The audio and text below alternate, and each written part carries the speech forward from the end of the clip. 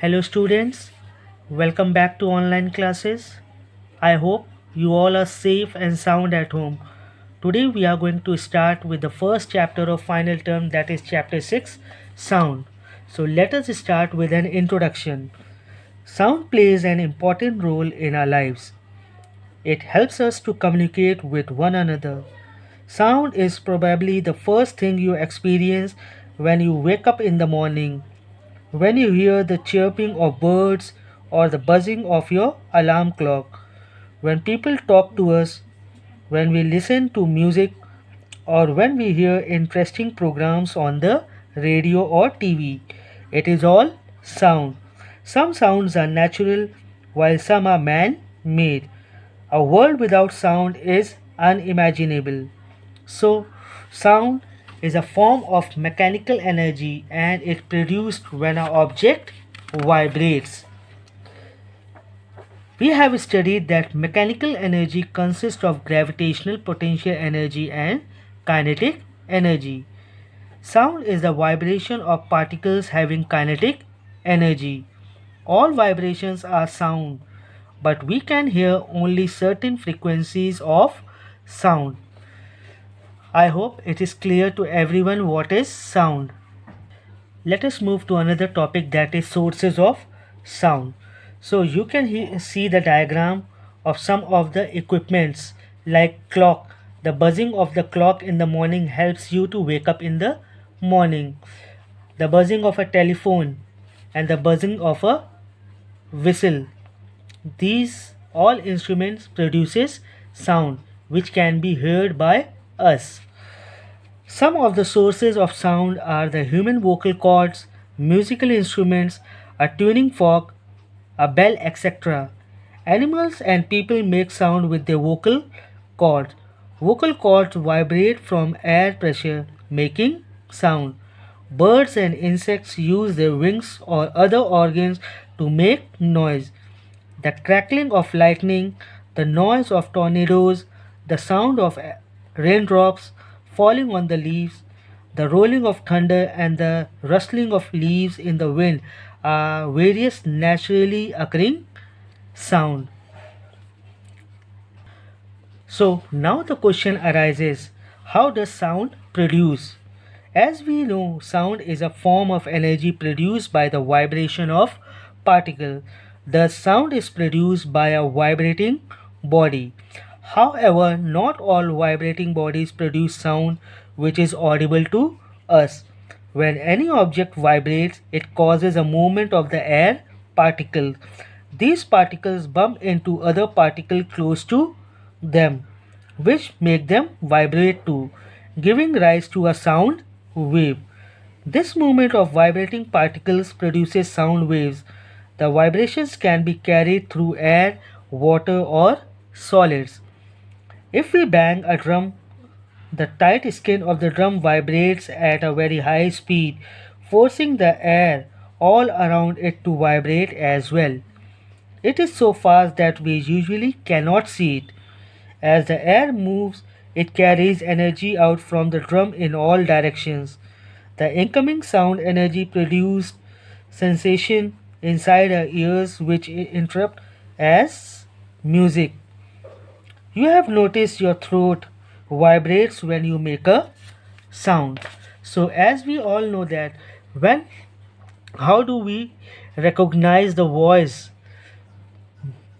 Suppose if a bell of a temple rings, how does we hear the sound of a temple bell? So as the bell starts ringing, what happens? The sound of a bell strikes our eardrums. So as it is going to strike our eardrums, it will cause a sensation or a vibration in our eardrums. So as the sensation or a vibration is being caused, that is going to send a signal to our brain. So our brain is going to detect from where the sound is coming, who is calling, or what type of sound it is. So when two objects collide with each other, they used to produce a sound because there is a vibration produced when two equipments collide with each other. or how we can hear the sound of other person. So when a person speaks, what happens? There are particles, air particles present in the atmosphere. So the pressure or a sound pressure helps that particles to move, and as they move they bump into another molecules, and this phenomena carries until and unless the sound is being carried to other person, or we can hear the sound of other person.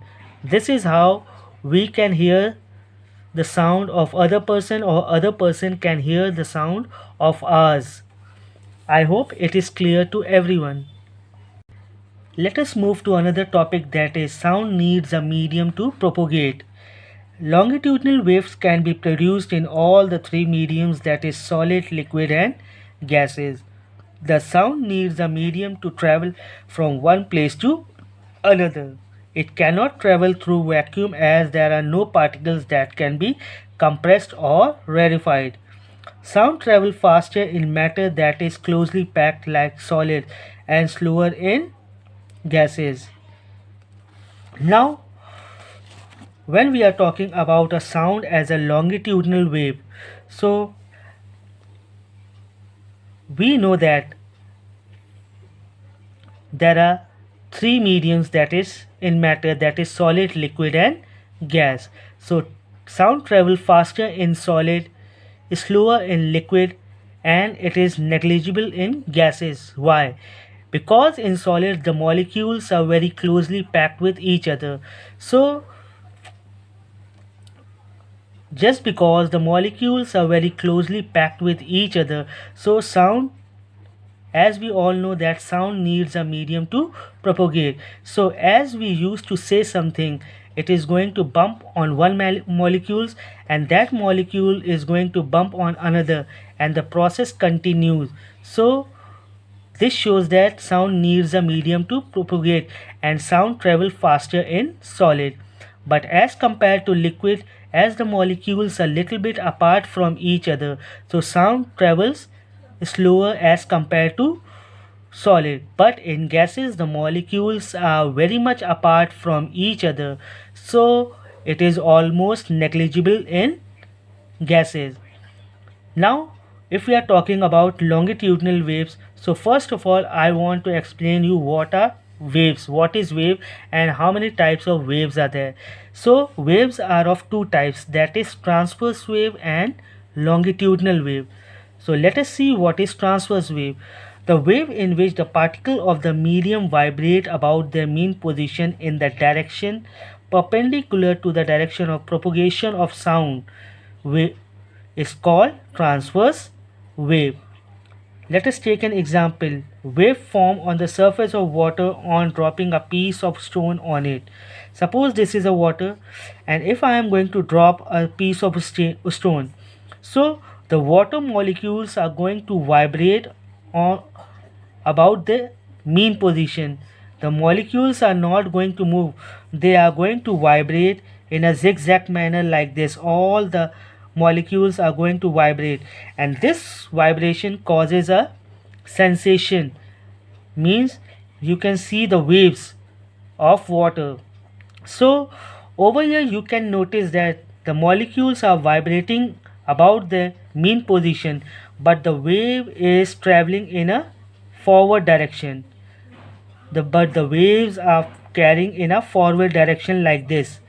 So this is called transverse wave. Let us see what is longitudinal waves.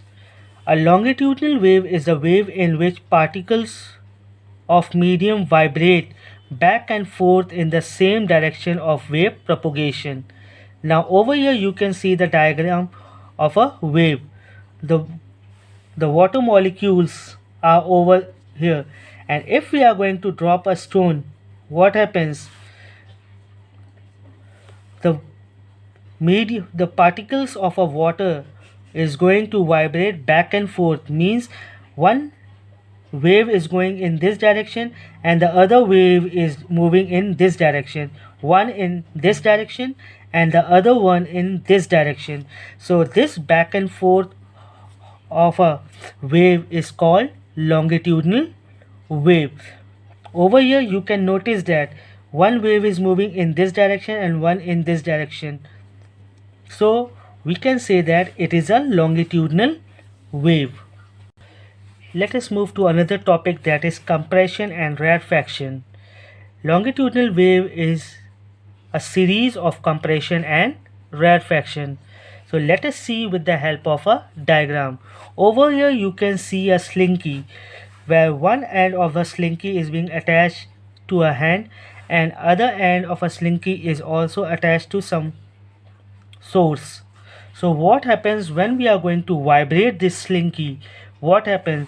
Some of the part comes close to each other. Some of the part come close to each other and some of the part is being away from each other. So the part that is close to each other, that is called compression, and the part which is away from each is called rarefaction. So what is compression? A region in a longitudinal wave where the particles are closest together are called compression. So over here the particles are very much close to each other. So this region is called compression. And over here the particles are very much away from each other. So that is called rarefaction. So what is rarefaction? A region in a longitudinal wave where the particles are further apart are called rarefaction. I hope all the topics are very much clear to everyone. Next time when we are going to meet, I am going to start with a new topic. Till then, be safe and goodbye.